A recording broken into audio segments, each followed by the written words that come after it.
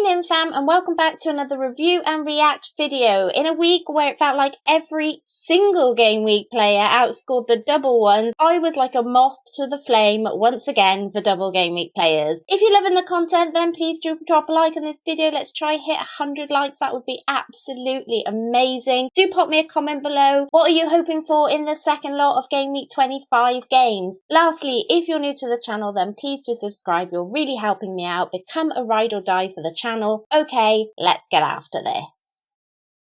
Kepa has had a bit of a fall from grace recently, hasn't he? Bit of a hokey pokey for Silva with his injuries, and the new Badiashile fella being benched seems to have made all a bit of an impact on Kepa's clean sheet. With wildcards coming into people's minds now, I wonder how much longer he will be a hold for. Moving into defence, Taco was my newcomer for a -4. When I looked at Luke Shaw in the cup, I wondered why I even bothered selling him, to be honest. I know why logically in my head I did it, but still at this point I'd still have been better off with the 0 points from Luke Shaw. Aki was kept in my team out of necessity rather than anything else. I realised the jam I got here with the early takeoff for the clean sheet before City conceded. I will definitely take it though, and I hope you guys don't mind, because it has been weeks of hurt with Pep Roulette with this guy. And Kilman completed my defence, and I have to admit this was the fixture I was hoping for, a clean sheet, so now it just all feels a bit grim cheering Salah on against him. In midfield, Salah was brought in as part of my free transfers. He came in for Andreas, a big upgrade there in terms of cost, but when you consider it was to keep Mahrez, who we'll talk about in just a second, this was not a great transfer. Really in need of Salah to step up against Wolves as my captain, but owning Kilman, as I just said, this is a massive conflict. Odegaard looking great yet again with no returns. It's just typical that we all waited and waited and waited on Martinelli in our teams, and the second most of us sell him, he scores a goal consecutively in 2 game weeks. It's like the weight gets lifted from these FPL players when we sell them. Odegaard has only got me an assist in that time. I really need a step up here from Odegaard, and fast. Saka also blanked. I did think maybe he could have had a penalty in the last match, but it is what it is. Again, just in need of something more against Everton. Lastly, as I mentioned just a second ago, I found it very, very hard to sell Mahrez against Bournemouth. City just scored goals for fun against them yet again, and I was pepped by the lack of Mahrez.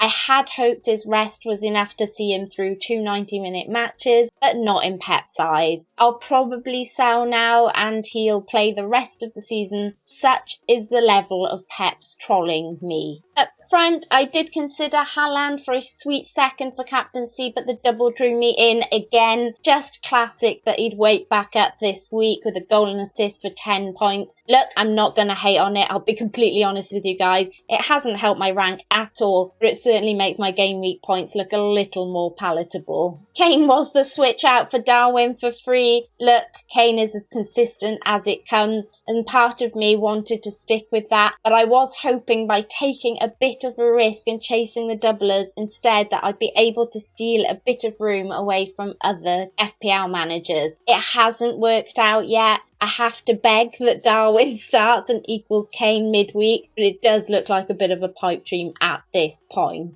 Lastly, I don't know what else there is to say about Nketiah at this point. I got and broke the early news that he was looking like he was benched. I hope that it wasn't true, but it was. And the truth is, we looked better with the Trossard setup and Nketiah not in that team, which worries me. I'm not sure he'll start the next match, if I'm honest. We were told it was a rest due to an ankle knock, but Arteta doesn't tend to drop players in form. And with Nelly and Trossard full of recent form, we're in need of some luck with this one for Nketiah to start.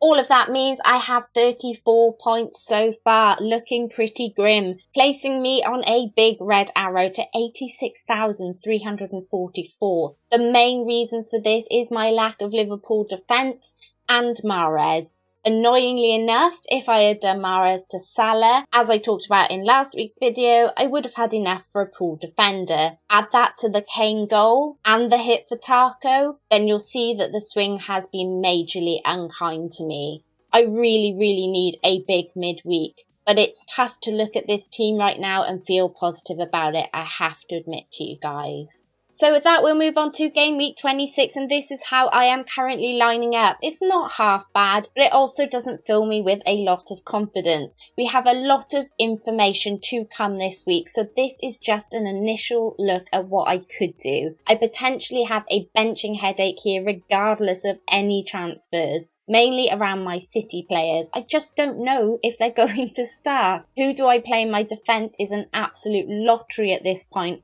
and some more news on Nketiah and Darwin might help me decide if to play Mahrez over one of them. That said, my knee-jerk reaction here is to sell Mahrez for Matoma just to get rid of him for a starting player and to begin loading up on that Brighton double. I also really like one of Nketiah or Darwin to Tony despite his suspension tightrope. My other option is Watkins, who has been ticking along nicely recently for half the price of Kane. Though both of these moves will be very dependent on Darwin's injury and if Liverpool get their double in game week 28. And of course, if Nketiah starts and looks good against Everton, which is looking like a slim possibility at this point. Should I wildcard this week is a question I have asked myself. Right now, with the info I have, I'm not feeling it. Only because on that current info, a small hit could buy me a week or two to assess the ground. That midweek fixtures could throw all of that up in the air. Given my recent descent, I am more open to an earlier wildcard than I would have been at around 50k last game week. I just don't want to lose too much ground at this point. Falling out of the top 100k would be a lot of pain. I also love to plan in FPL, so if I feel like I have enough time to plan out my strategy this week when the news comes in, I could go for the early wildcard, and of course I will keep you guys updated. If I'm still feeling like I need a bit more time to absorb the information, then I will hold off, and that's why a trip strategy is so team dependent to you and your own team. My captaincy is currently back on Haaland, and I'm a little tempted by Saka also, both at home, so this one might come down to the wire, a last minute decision I feel. I know that's not much help to you guys though. And that's it you guys, thanks for watching. I know it's just a quick one this week, there'll be loads more to come as the week goes on. Thanks for watching. If you've enjoyed this video, please smash a like, become a ride or die and subscribe to the channel. We're all mates here. You're really helping me out. Also, please do feel free to check out my sponsors of this video, fantasyfootballfix.com. Until next time, Nymphrya out.